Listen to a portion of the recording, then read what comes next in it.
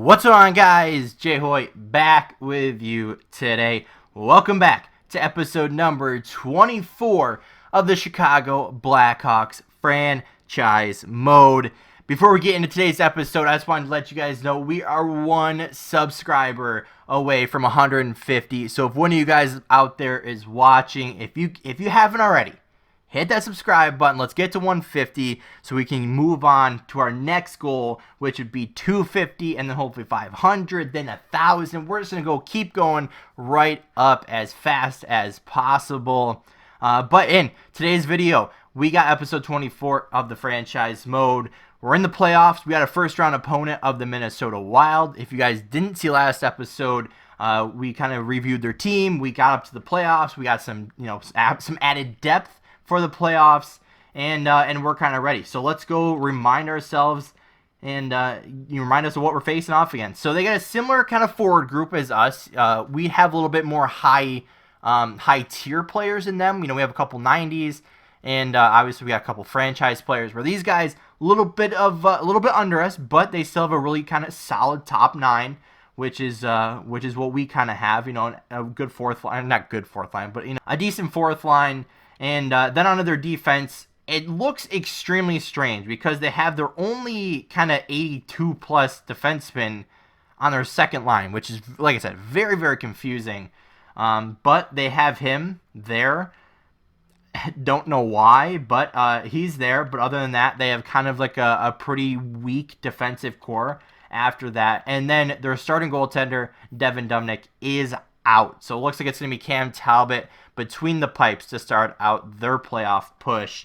But other than that, we're ready. Lines are ready. Injuries are still on. Goalie rotations are off.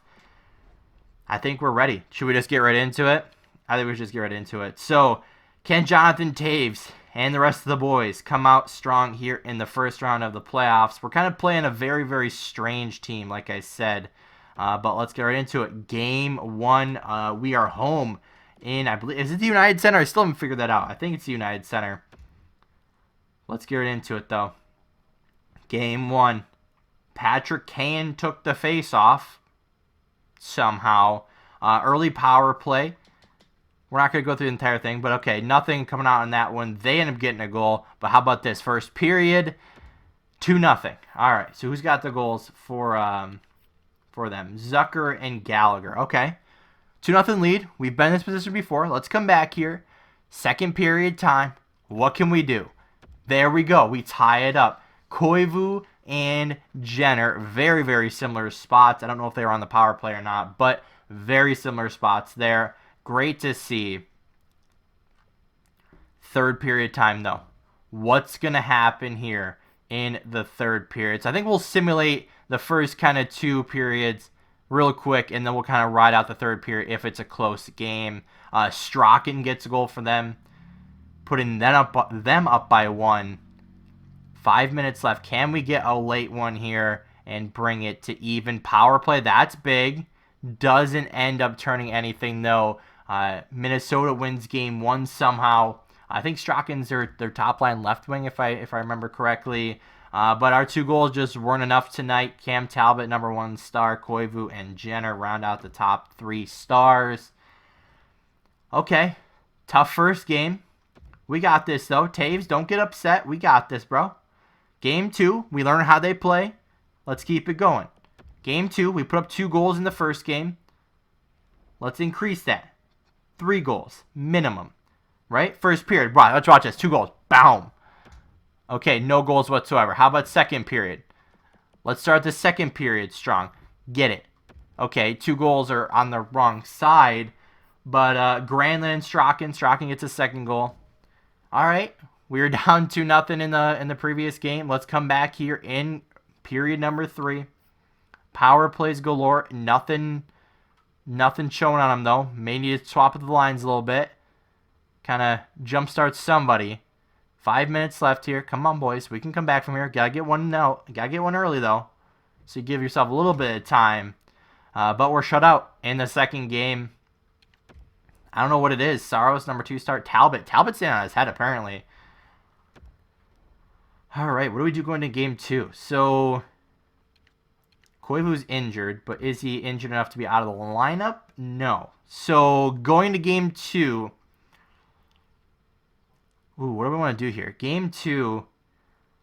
We're not playing that bad. I mean, we a 1-goal loss and then a 2-goal loss. I mean, we're keeping it relatively close.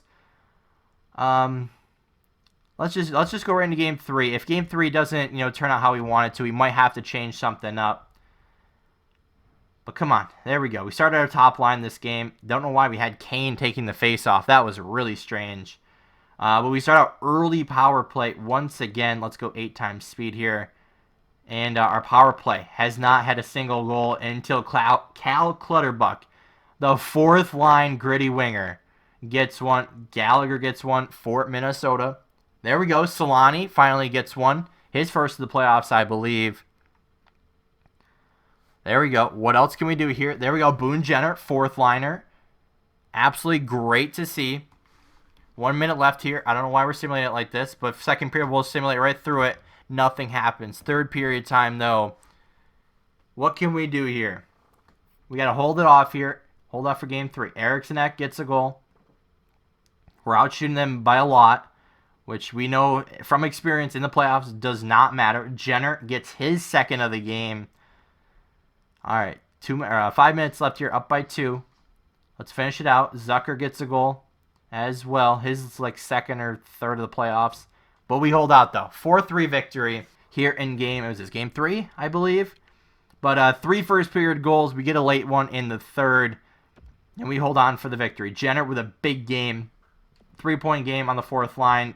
Clutterbuck got a goal on the 4th line as well. So it's not all about our top guys. So we got the win under our belt. We know we can win against these guys. Got some injuries coming back in the AHL. Let's fix those, regroup, and get game 4's game plan, and get ready. All right, we got game 4 now in Minnesota. We didn't change anything. We're going right into it. We won the last game, although it was a hard-fought battle. We had the early lead. Talk about early leads, though. Minnesota gets their goal. Jordan Greenway. Let's simulate it through it. First period, Jonathan Taves gets one. Absolutely love it from the captain. Second period, though, they get a pair of goals. Dumba and Stahl get 2. Let's go right through the third period. There we go. Taves with his second. Looking for the hat trick. Trocheck gets one immediately after. Another power play. Nothing producing on that. Have we scored a power play goal yet? I feel like that's kind of where we're kind of struggling. Strachan gets hit the 5th goal of the game. 6th goal of the game for Forbert. Really surprised they didn't pull Saros and put in Grubauer. But a big whomping in game 4. It's not what you want to see at all. Strachan got a 3-point night. And now we got to think about it, right? We don't want to come out in the first round. We don't want to lose. But do we want to throw into some changes? What exactly do we want to do? And that's what I think we're going to do. Let's do some line changes. I'll come back. Let's see what we're going to do. Regroup. And we're facing elimination. So now it's do or die. We got to win 3 straight. 1 in Minnesota and 2 at home. Not necessarily in that order. But let's get it together. Let's get our lines sorted. And let's get it for game 5. So a couple of things going into game number 5. Our 4th line left winger, Boone Jenner, is currently leading the team in points. I don't know how he's doing it, but we're going to reward him for it. We're going to move up to the first line. We're going to swap around some lines, as we already kind of did, but I forgot to put Jenner up where I wanted him to be. And I think we're going to stick with Saros. He had 47 wins this year for a reason. Our lines look a little bit crazy. I actually forgot to do this, which is what I wanted to do. But Jenner has been playing absolutely crazy. We need to swap up our forward lines. Just no one's really performing right now, which is something we don't need. When you have a 4th liner leading your team in points, it's obviously, we have some really good players for a reason, right? The Stromes, Kane, Solani, Duchesne, like all of these guys, Koivu even, all those guys need to perform. Like we just signed Solani to a massive contract, which I don't even think I told you guys about. Maybe I did. No, I did. I just didn't tell you what the numbers were. It was like 12.5 mil at like 8 years or something. Like it was crazy. And then we got Koivu for I think like 5 mil, like 2 years or something like that. So we got some really good young players in our organization, Strome included, that are going to be making some big money here, and we need them to turn up right now. And it's now or never, basically. So we kind of spread out the scoring a little bit. We put DeBrincat from the first line down to the third. We've moved McLeod down to the fourth line just to kind of try to get something going there. We moved Jenner up to the first line to try to shake up that top line. So we shook some things up. Defense, we put Keith back on the third line. We moved Fowler up to the first, which is where he was, doing the best up there. And then we got Olivia back on the second line. So we swapped up our defense, swapped up our offense. And I think we're going to leave it to Saros, although his stats aren't very good right now. I got to go with the guy that's did it for us all year. And Saros, even if he has, a bad game next game, but we win, it's still like, okay, he kind of deserves to be in there. But I don't know. Let's get into it, though. Game number 5. Obviously, facing elimination, we're at home once again. We got to do it. We're top in the West for a reason. We're almost top in the NHL. We got to prove that here today. Rockford did end up making the playoffs. They're set to start their first matchup against, I believe it's Grand Rapids, in the same day. But first period, how's the new lineup looking? Nothing happened yet, but we're leading in shots right now, 15-8, so almost double. What about second period? Still tied. Still leading in shots. We're up by 10 as far as that goes. But all that matters is the numbers that's above that. 0-0. Head into the third period. And it's do or die right now. Let's get it going. What are we saying? Nothing still. I mean, our lineup looks crazy now, but, we kind of made it a little bit more balanced. And I don't want to talk about what we're going to do next year until we're finished with this year. But 45 seconds left in the third. We're heading to OT. Let's keep it going. The OT. Power play. Come through for us. Nah, didn't come through. Power play again. That's the one lineup I didn't change was the special teams. Another power play. There we go. I was going to say, we have 3 power plays in overtime in the playoffs. Something has to score, right? Like, at least one thing. But Strome gets it done for us. 43 shots it took to get one past Cam Talbot. I don't know how we didn't do it sooner, but Talbot ends up being the number 1 star somehow. Well, we got Saros up there as well with Strome as the only goal or only kind of point in the game. Was that assisted? Just kind of curious. Strome from Boquist. Interesting. So, whatever it takes, it seems like it's going to work here in the playoffs. And we have an injury. Samu Koivu out with a sprained ankle. He's going to be out till May 2nd. So we're going to have to call somebody up. So we'll have to make a decision on that. And let's get focused for Game 6 as it's still a huge, huge game. Okay, guys. So we're back here. Don't exactly know what happened. So I tried to make a roster move. And we ended up calling up Gignac. We put him on our 4th line. Swapped around the lineup. And then, for whatever reason, it simulated through Game 6. And we ended up losing. So, I don't know what just happened, but I guess we're out of the playoffs, which is something I wasn't expecting to happen. But we end up losing, which is really annoying because I didn't get to actually simulate through it.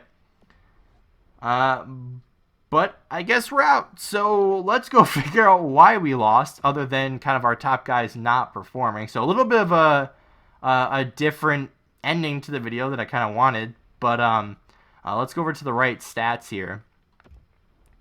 And I don't know if we just kind of over-psyched ourselves for this game or what. But, I mean, you can see it. Our offensive stars did not perform. Basically, plain and simple. When you have a guy like Boone Jenner leading the way for you, that's not good. And also what I'm looking over here, power play points. We had 3. 3. And I'm pretty sure they were all on the... No, it wasn't all on the same.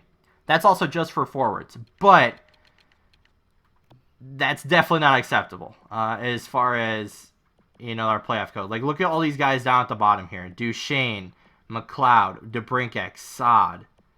Like, all of those guys should be performing, and they're not. And I don't know why. But, we bow out early in the playoffs once again, as this is a huge year for us, because this is kind of the end of, I believe, still have, what, 3 players from the original squad for them. So I guess you'd have Strome, Taves, Kane, and Saad and Keith. So we have a couple left. Keith will probably not be with us next year. So it's an end of an era for him. But let's simulate out the rest of the playoffs, and then we'll check back with the bracket. So as we kind of simulate the rest of the year here, as we watch Rockford get eliminated in only 3 games, I guess we'll talk about what the plan is for next year. To where, obviously, we have our solid core of players. I think what I'm gonna do is try to, throw like guys like Saad and McLeod on the trade block, just to kind of see what we can get for them, because our bottom 6 has been really good, but we're not performing, and I feel like it's our defense that's kind of lacking. So we have Boquist, obviously, we have some mid 80s overall players, but I feel like we're missing kind of one big key piece on that back end.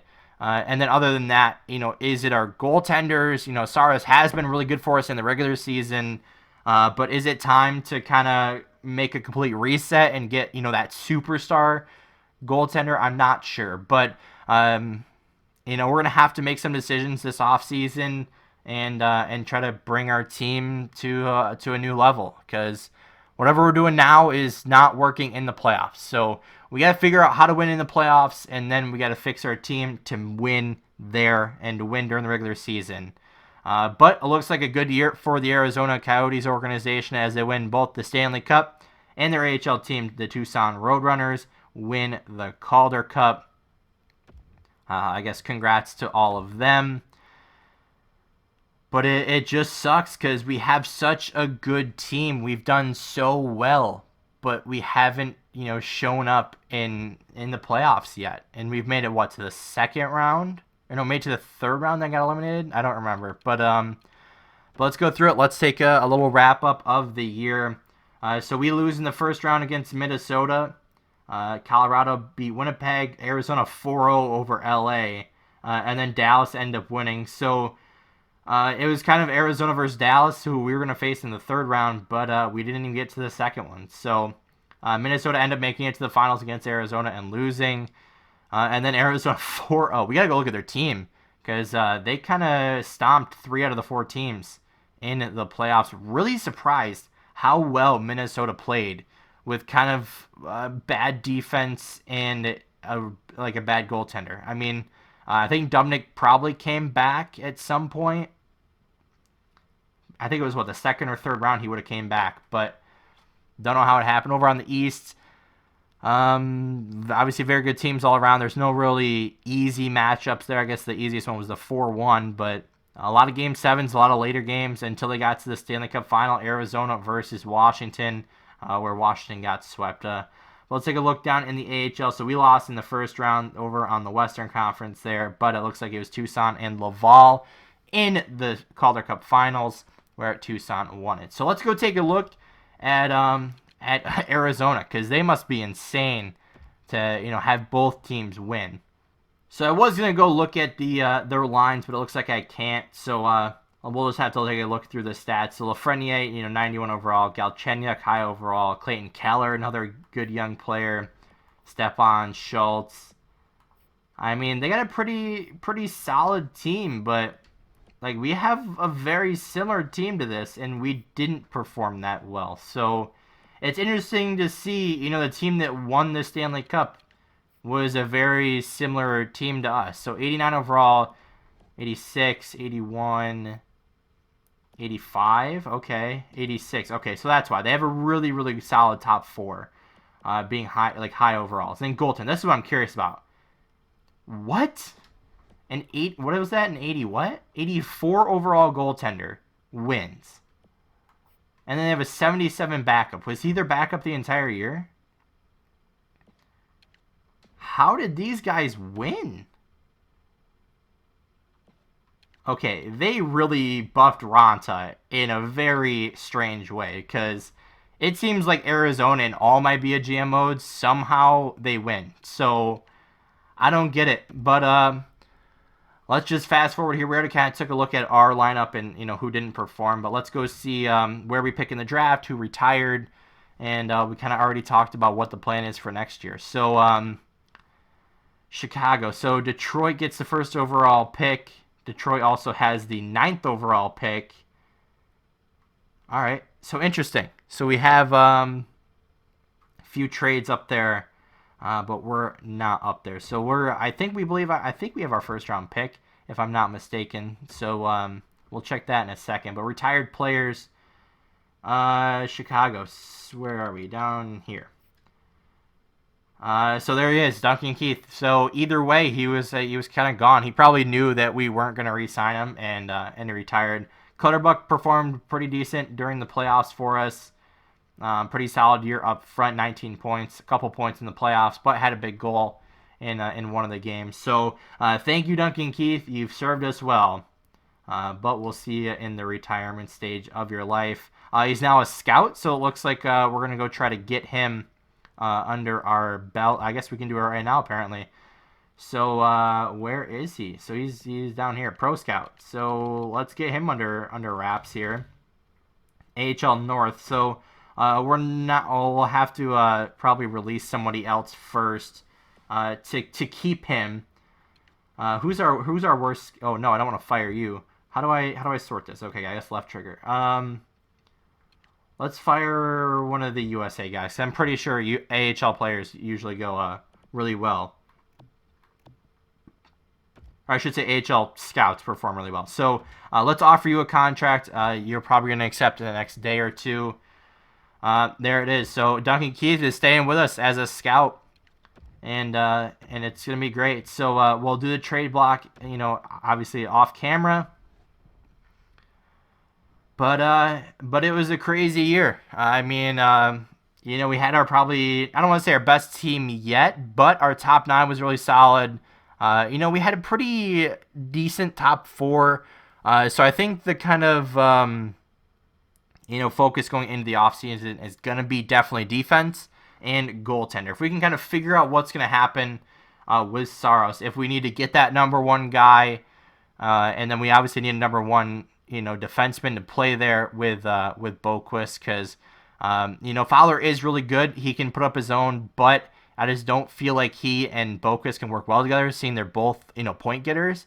And that kind of leaves Ulevy. Probably going to try to trade him. Or try to maneuver something to where we get rid of him to free up that left wing or left defenseman spot, and the rest will kind of play out in the offseason. But for this video, for the playoffs, that is going to be it. If you did enjoy, hit the like button down below. If you haven't already, hit the subscribe button. Like I said, we're closing on 150 subs. Make sure you do that, and of course, guys, we'll see you next time.